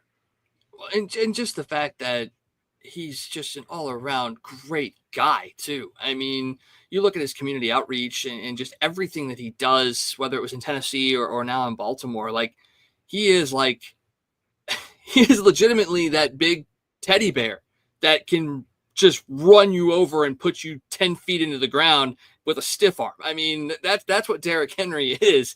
And I had him on my fantasy team last year, and he won me a handful of games, literally single-handedly. And there were, especially late in the season, moments where I'm like, this guy's getting injured. Like, at some point, his body is going to be like, no. And yet he didn't. He kept going and going and going. And looking at his offseason, workout regimen this year, he does look like he could do it again this year, and, very well could do it the next year as well. But to your point, at some point, the numbers don't lie. 30-plus-year-old running backs, they just don't have consecutive seasons where they are the most dominant MVP caliber running backs in the league. And I know he's a freak of nature and he is built like a Mack truck, but he will regress at some point. And the Ravens have pieces to work around that, but they also can't work around that because just like for my fantasy team, he won them a couple of games single-handedly last year, and they need him to be able to do that to let these other guys develop because they've dealt with injuries at the wide receiver and tight end core as well. That the one spot they didn't have injuries was running back. I would bet money this year that you have an injury in the running back position that makes it to where you have to rely on a receiver or a tight end, and that's a scary proposition, I think, for Baltimore. Yeah, I mean, they've got some talent at wide receiver, but, nobody's really developed to the level that they've needed him to in a long time in Baltimore. I mean, when you think about Ravens, you don't really think about star wide receivers. It's just never been – it's kind of been their running game. I mean, even back in the Ray Lewis days, they had Jamal Lewis, who was a monster back then, that kind of carried the load for so many years on those teams. And then you had their other running back who had his issues, and we don't talk about him because he kind of got banned from the league for some things. Although Jamal Lewis did too, because he spent a little bit of time in jail for some cocaine distribution. But different kind of crime. yeah, two totally different crimes. Neither one good, but I mean, but Baltimore's kind of been built on defense and running over the years, and that double threat of are you going to get run over or run past by King Henry, or is Lamar going to beat you with his shiftiness and speed? I mean, that just makes them that much more dangerous. So it's going to be really interesting. And that defense, like we said, has reloaded in Baltimore. So the AFC North is going to be a lot of fun to watch as well. Yeah. And you know what? We already teased that we're going to have a special guest next week. Well, we're probably going to have another special guest in a couple more weeks that will get us more in depth about not just the NFL, but college football talk as well. So there's so much. I know there's not a lot of games going on right now in sports, but there is so much to break down and dissect that we're going to have shows packed for the next couple weeks leading up to those games. It's going to be incredible. And we haven't even touched on yet the issues with the NFLPA and things that are happening at the national level as well. So let's quickly touch on the NFLPA stuff. So their lead executive Lloyd Howell resigned after being on the job for like 8 months because of, using improper funds at strip clubs in Atlanta. So he basically is out of a job now. And then just today, their chief officer resigned as well. So they're losing, a couple of guys in the top leadership of the NFLPA. But if you look at the response from NFL players, they are just thrilled these two are out because in the last couple of years, it feels like the power of the players has dropped dramatically. And it's at a point now where you're a bit of a crucible if you're an NFL player because you have the potential to hopefully get somebody in power that is strong and will fight for the players, or you're going to maybe rehash and bring in the same sort of mindset that you have right now. And you're going to continue to lose and put more power into the hands of the owners.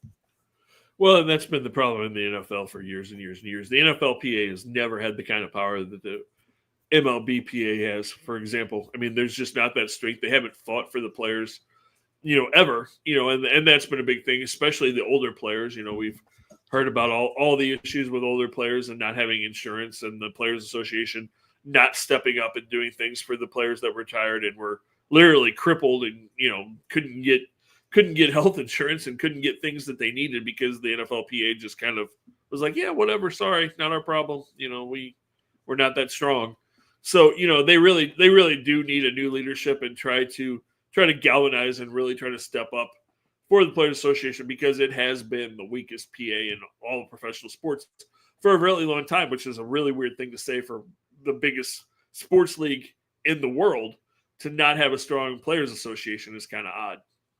I think the main reason for that is the fact that, and I say this again with all due respect, the ability to recycle players is so high because you have so many potential replacements. I mean, the fact that while you can look at the television ratings and make your own assumptions, but the fact that you can have a spring football league that has 8 teams full of players that are still looking to get their shot at the NFL level, and every single year coming out of college, you have an untold amount of players that are wanting to play on an NFL team.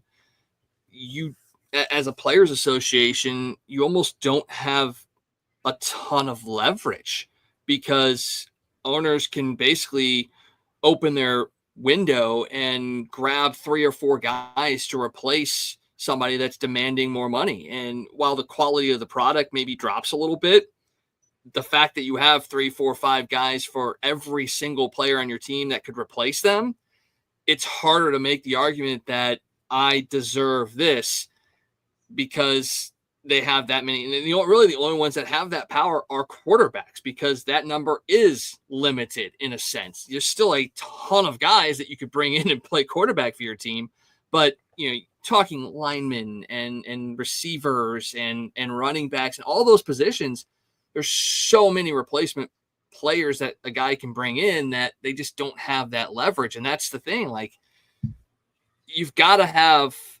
something to hang over the owner's head that they will be scared of. And I don't feel like even in the most popular sport in the world that the players are ever going to have that, because of the amount of players and the fact that you have a complete spring league that, again, while ratings on the television seem to be low and ticket sales aren't there, it still shows that there are at least another 8 teams that can fill themselves with players that could be brought into the NFL. Yeah, I mean, to your point, there's a reason why the average lifespan of an NFL player is only 4.5 years. Mm-hmm. Yeah, 100%. I mean, and for running backs, it's even lower. We're seeing, wide receivers that are being moved around frequently because, you can bring in the next young, hot receiver from college. I mean, that's not even counting the wear and tear on their bodies and their minds too. Oh yeah. Yeah. And I mean, you're seeing more and more guys retire at a really early age, that, their bodies are taking so much abuse that at 27, 28, they're like, okay, I'm walking away now because I'm not going to be crippled when I'm 50 and not be able to move, and some of that is seeing some of the guys from the 70s and the 80s that Mm-hmm. are crippled and can't get around in their 50s and 60s. And these guys don't want to have that, plus the CTE and all the other stuff that we've seen happen to guys. So, it's a really interesting thing. And that's another thing, when we have that other special guest in a couple of weeks, we can get into a lot of this stuff too, as well. Yeah. Oh yeah. I mean, we've got people that are a lot better experts than us on some of these fields as well. So we will definitely be talking about that too. One thing, got to go back to the actual games on the field. One thing we haven't talked about yet, and it just kind of popped up today. Fox put out their best odds to win the NFL DPOY this year. And we've talked, and main reason we want to talk about is the fact that we've talked about, 3 of the top 4 guys that are on this list. We didn't even mention Aiden Hutchinson because he's the odds-on favorite to win Player of the Year this year on the defensive side. And he's coming back from a pretty serious injury. Now, granted, he did come back and play in the playoffs, which is huge. But you look at this list. This is a pretty good set of defensive players out there, and a couple of guys on there that you look at and you go, oh, I did not expect him to be there. I mean, you look at Will Anderson Jr. and you look at Jared Verse as well, and those are two guys that stand out as not household names, but guys that are very, very underrated at the defensive position. Well, and Will Anderson Jr. being so young, he's definitely a guy that is going to climb up in the conscience of NFL fans over the next couple of years in Houston, especially if that team makes a playoff run this year. And most of the guys are guys who are like, yeah, I would expect to see that when you see, a Myles Garrett and a Trey Hendrickson and a Micah Parsons, TJ Watt, those type of guys, the Bosas, So it's going to be really interesting to see. I'm a huge Aiden Hutchinson fan. I'm hoping to see him really rebound from the injuries that he had last year and get that Lions defense back to where they need to be to make a run in the NFC North. So I think Hutchinson would be my pick, although the guy that is going to be super determined, and we've talked about him a lot already, but the guy that's going to be super determined because he's looking for that contract and he's coming off his rookie contract is going to be that number 2 guy, Mr. Micah Parsons. Yeah. I mean, anything to stick it to Jerry. Let's go out and add some more ammunition to my contract request by becoming the defensive player of the year. And if he does, he plays at that level, and he could give Dallas a shot. I mean that the NFC East outside of the Eagles, and you talk about the Commanders too, which we're going to talk about them in just a second as well. But Washington is another one of those teams. So you look at the East and you think, oh, that's an easier division to maybe get a wild card out. Not so much, because the Eagles are the defending champs. Washington is right there. They very well could make a run at the Super Bowl as well. And we'll keep the Giants out of the conversation, because I don't think the Giants deserve to be in the NFL right now because of what they're doing. But for Dallas, it is a tough sled uphill in that division. But if Micah Parsons plays at that level, it can make things very, very interesting. The other guy that I like on there, and he's a little bit further down on the list, but you talk about what Pete Carroll can do for Las Vegas. And, if they can get to that style of Legion of Boom, Max Crosby is a pest.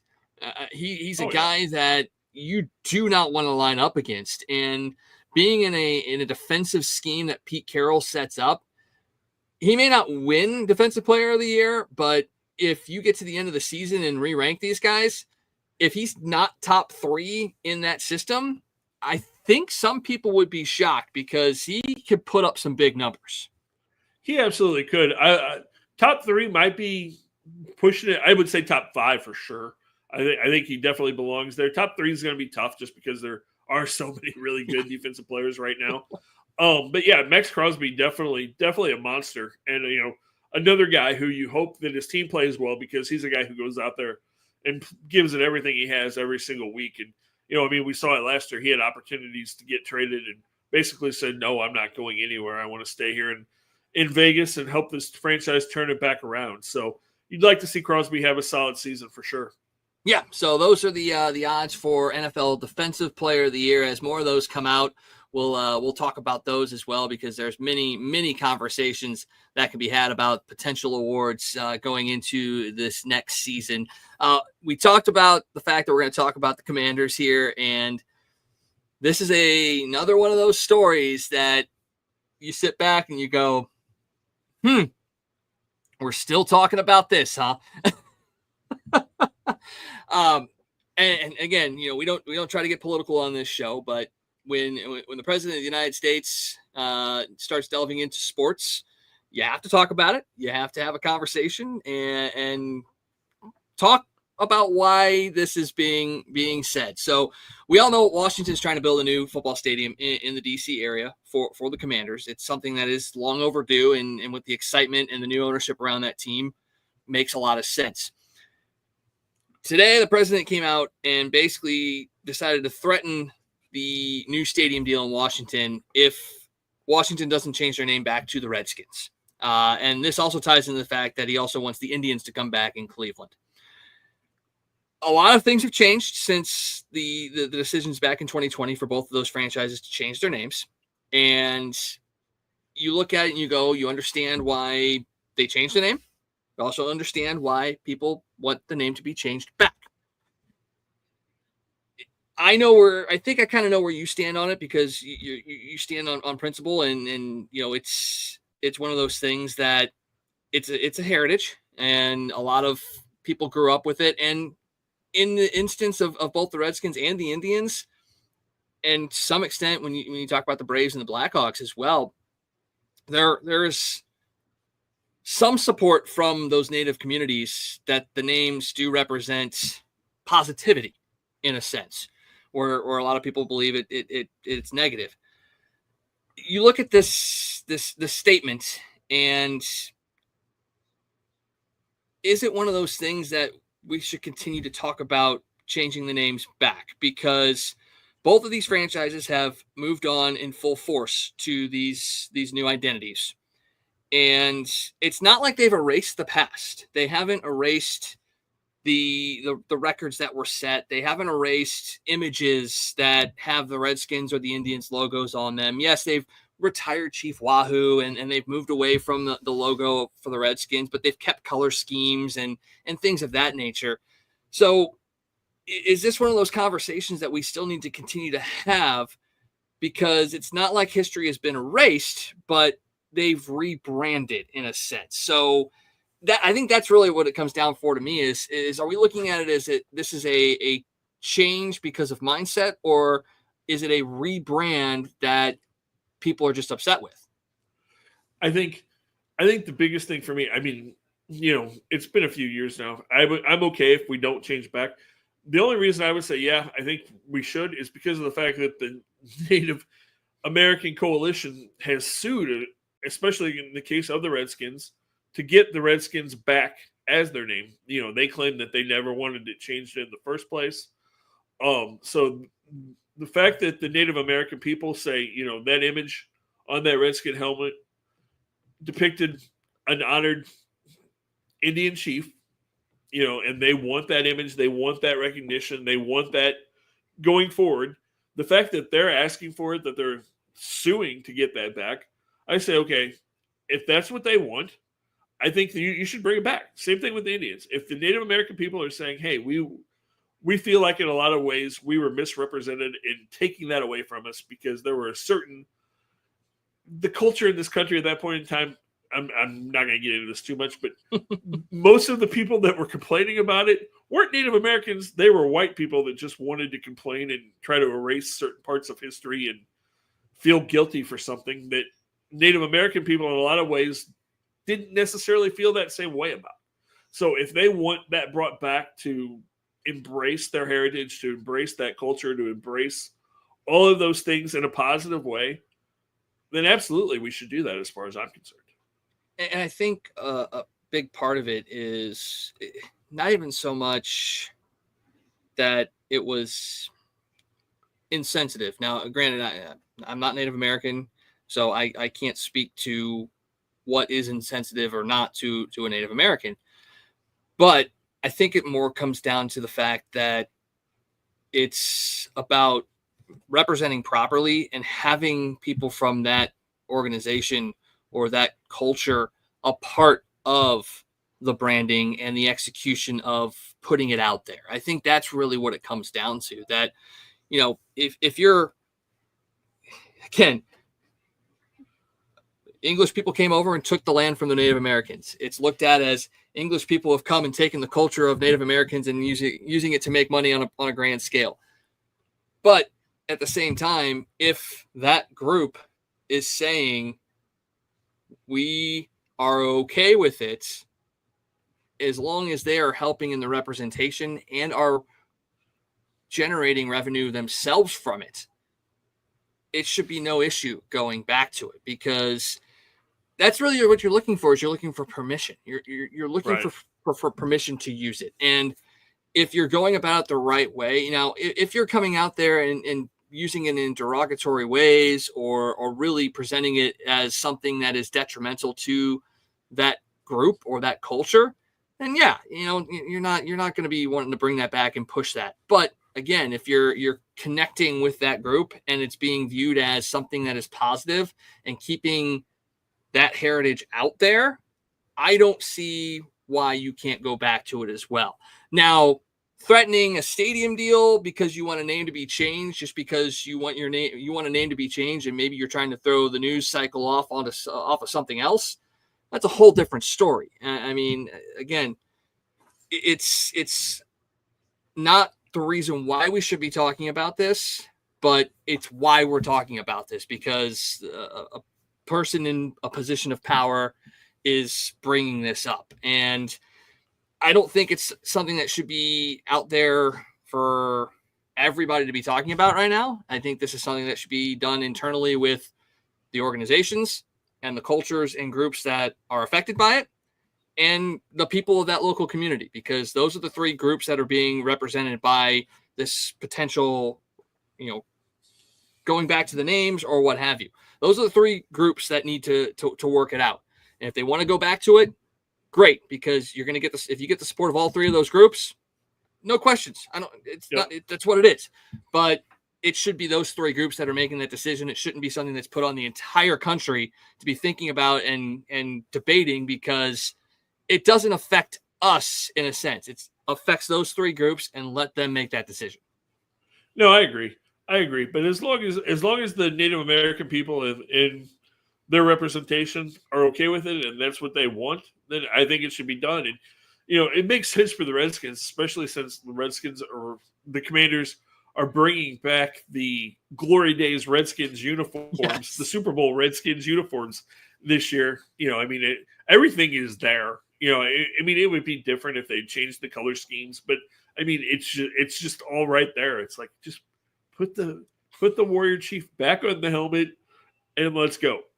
Yeah.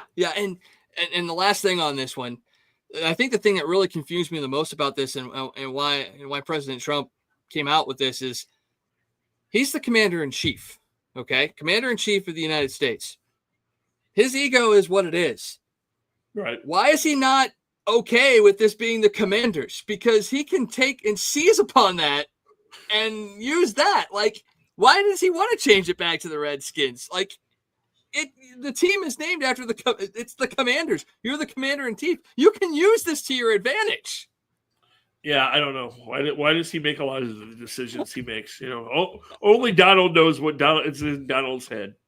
That is very, very true. We will not get into that conversation here on air, because again, everybody has their own right to make their own choices, and that's kind of where we're going to leave that at. So again, let us know what you think. I think we got a lot of people that are pretty much probably on board with your thinking of, bringing them back, but give us your arguments. Let us know one way or the other. It's a conversation that you can have as long as you keep it respectful, and it should be had as well. And it's just like that for every other conversation. So we'll leave it at that. We'll see what percolates from that, and kind of go from there. But now let's talk about something that we don't talk about a whole lot, because we still haven't gotten too deep into NBA. But after this last finals, I think you and I are both kind of getting sucked back into that NBA cycle, because of not just players from the local area that are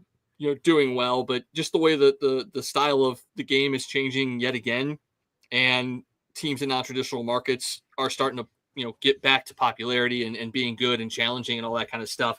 Lots of things kind of going on here in the NBA offseason as well, and it could potentially shift some power dynamics as well coming into the next season. The last couple of days, we've seen some guys that have been bought out and some signings that have happened. So run through a couple of those, and we'll wrap up on a saga that neither of us want to really talk about, but we kind of have to talk about because you do. So let's hit on a couple of these buyouts and signings real quick and see how they could affect things. We'll start in Portland.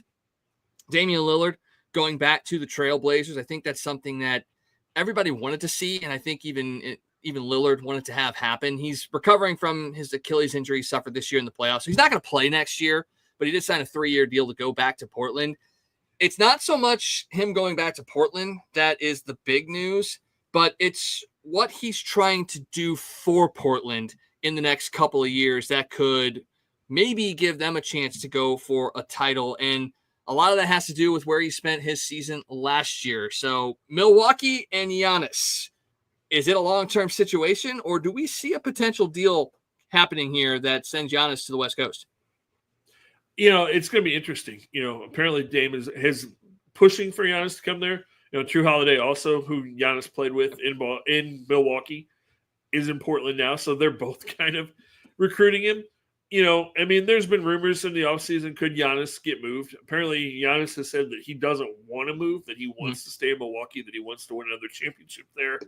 But, with his salary, with the way that the salary cap's working in the NBA now, can they build a championship team around him in Milwaukee, or is the best thing for the Bucks to move Giannis on? He's about to hit 30, which isn't super old in the NBA, but at the same time, he's not a kid anymore.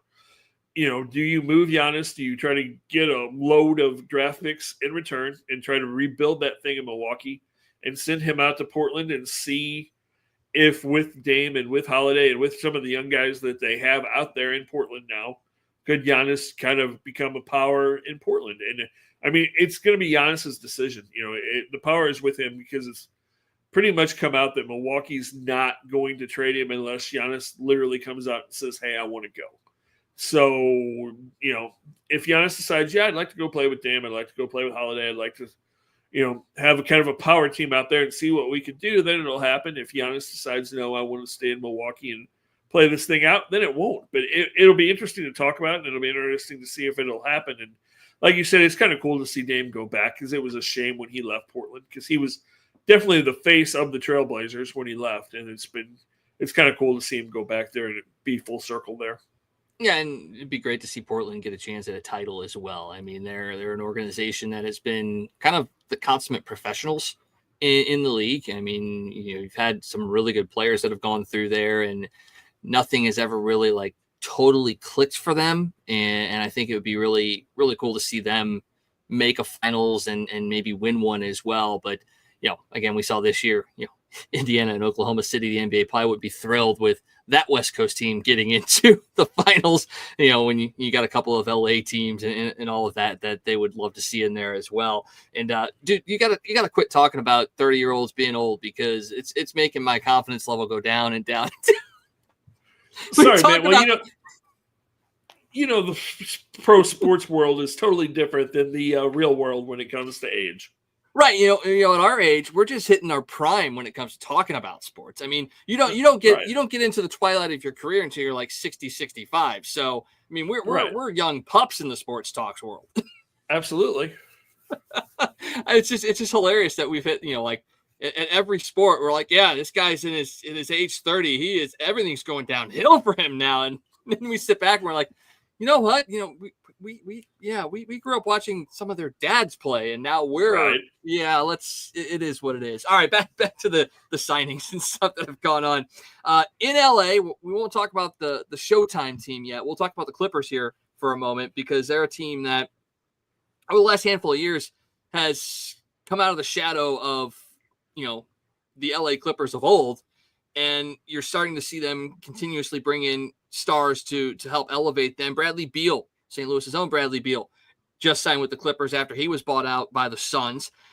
Clippers have tried to trade for him twice, so they have really, really, really wanted Bradley Beal to be in the Clippers uniform. They finally have made it happen, and just like Lillard going to Portland to try and get a guy to follow, they're hoping that Beal going to the Clippers is going to bring them back CP3 as well. Now, granted, this is one we can talk about because CP3 is 40, and that's where we're at, about where we're at. So this is actually a relevant conversation. But the fact that CP3 can still dish it out, and that's kind of what they're looking for. They're looking for somebody that's going to distribute the ball, kind of run their offense. Is that a good move for them? And will that maybe potentially help them at least maybe get back onto even par with the Lakers in LA? It's possible. Chris Paul's the guy that's not going to play a ton of minutes at this point in his career. You get him out there and he plays 15, 16 minutes a night and, has 8 or 9 assists and plays some solid defense, I think, and gives you that leadership. I think that could help. The Lakers are in a weird spot. So, yeah, if the Clippers can make some kind of a run, I think they can definitely kind of get back on par with the Lakers. Although I think they've kind of the last few years that's kind of gotten closer, especially with their new arena and everything that the Clippers have done under their new ownership. I think they're almost on par with the Lakers as is. Honestly, if the Lakers aren't the controlling faction of LA like sports like they were in the 80s and 90s. Yeah, they definitely aren't. And, we're not talking about the Candy Clippers from the 90s when you looked at them and they were the laughing stock of the league. I mean, they had multiple first round picks, number 1 overall picks that just never panned out because the organization was in shambles, it felt like. But it really, since the new ownership group came in and all the upgrades and changes that they've made, they've definitely become a hot ticket in LA. You're seeing, just like the Lakers, you're seeing celebrities at Clippers games, in the stands, front row, all of that stuff. So they've kind of become somewhat of the darlings of LA. And the fact that the Lakers have gone through some changes in the last handful of years as well that people are looking at negatively. That is another reason why the Clippers are on the rise as well. And, let's segue into the Lakers, because there's it's not drama yet, but it feels like drama's coming with the Lakers. Obviously they traded for Luka last year with Dallas. That was the big shocker that happened that no one saw coming. But a move that just happened has kind of opened the door, I think, for a power struggle in LA. Marcus Smart was just bought out, and he's joining the Lakers at the insistence of Luka. Luka wanted to play with Marcus Smart. He wanted to bring him in. He wanted him to be a part of his team. We know that Bronny is in the Lakers organization. We know LeBron pretty much dictated, hey, my son's getting drafted to LA. It's going to happen. We're going to play together. LeBron has this summer been the subject of rumors that he may leave LA. So are we at that crucible point where it's the Lakers' decision that they need to choose between LeBron and Luka? Not saying that they're going to move Luka. They're not. They didn't make that deal to move on from Luka after half a season. But is the decision to try to get through a year of LeBron and Luka maybe not seeing eye to eye, or is this the moment where they actively look to say, okay, LeBron, thanks for your service. We're going to see what kind of deal we can make and have you go play with, Dallas, or maybe go back to Cleveland and wrap up your career full circle there? I think that decision's already been made. I think Luka is the face of the Lakers going forward.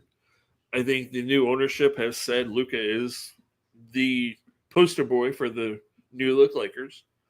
And I think basically behind the scenes, it was, hey, LeBron, thanks for what you did.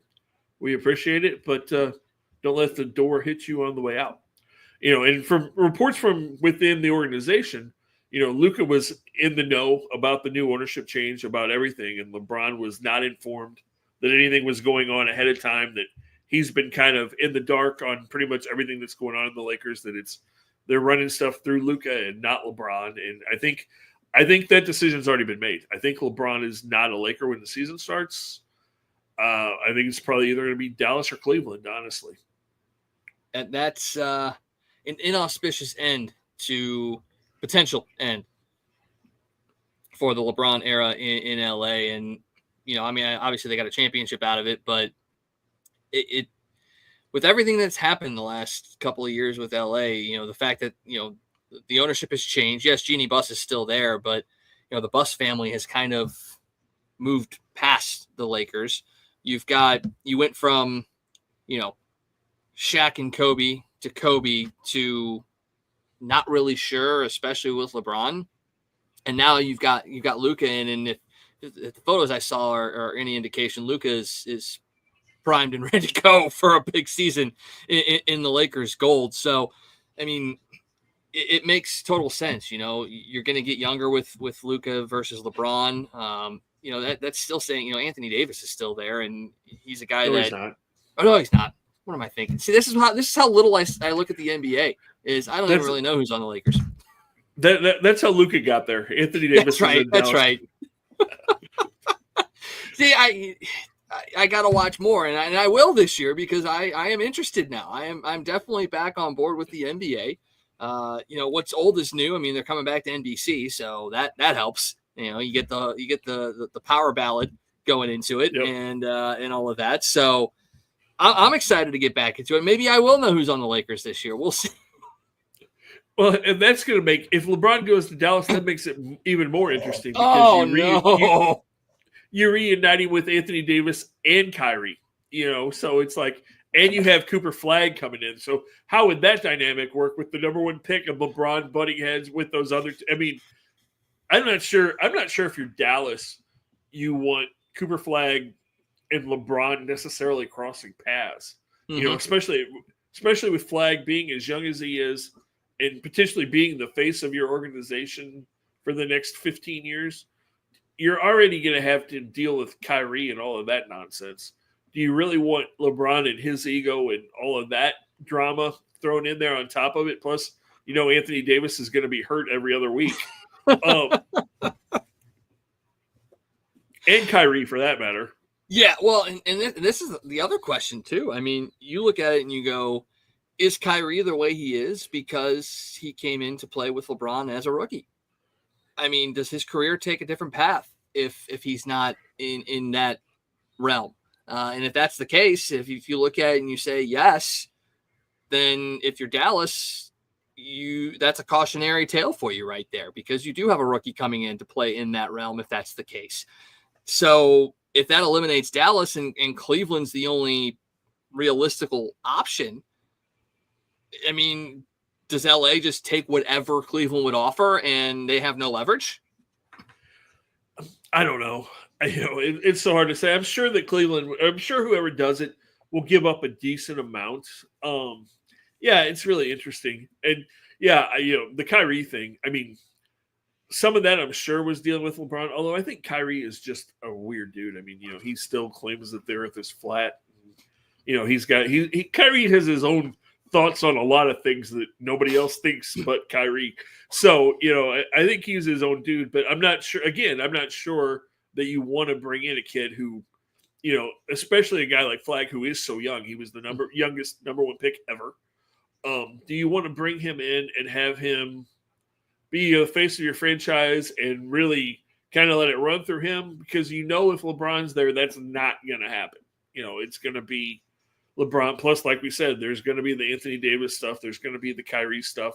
So that it's just a really interesting thing to play out, and we'll see what happens. But anywhere LeBron goes, it's drama and craziness, and and you said they won a championship in LA. Does that championship really won? Does it really count? Because it was during the lock-in, and the team was playing in a hotel, and LeBron was living in a mansion by himself. So.